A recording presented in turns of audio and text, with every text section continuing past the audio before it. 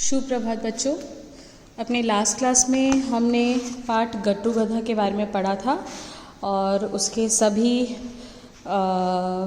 मौखिक लिखित प्रश्न और भाषा ज्ञान को देख लिया था। आज हम इसके वर्कबुक यानी कि अभ्यास पुस्तिका को देखेंगे।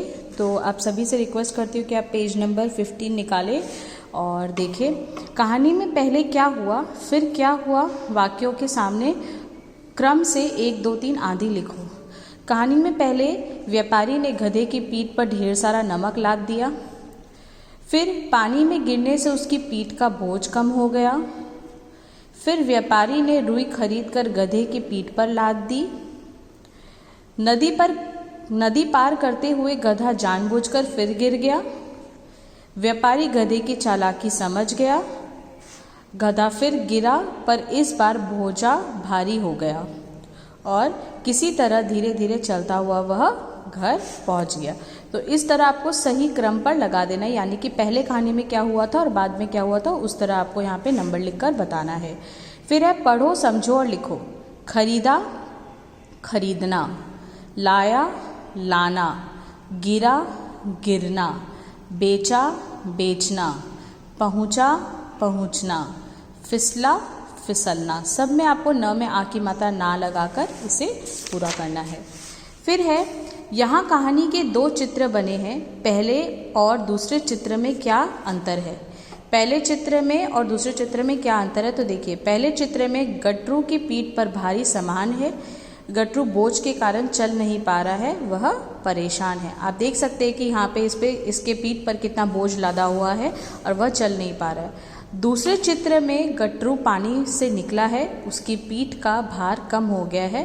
गट्टू खुश है, यह बहुत खुश है क्योंकि यह पानी में गिर गया था, नदी में गिर गया था और इसका बोझ नदी में गिरने के कारण कम हो गया था। तो आप इस तरह इसका अंतर यहाँ पे लिख सकते हैं। अब है कौन अधिक चतुर था, चिन्हान लगाकर बताओ। व्यापारी या गधा? सभी को पता है व्यापारी, तो इस तरह व्यापारी में चिन्ह लगाना है।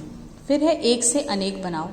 तो आप सभी को पता है चूहा, चूहे, गधा, गधे, घोड़ा, घोड़े, गेंद, गेंदे, पतंग, पतंगे, पेंसिल, पेंसिलें। इस तरह आपको एक से अनेक बनाना है।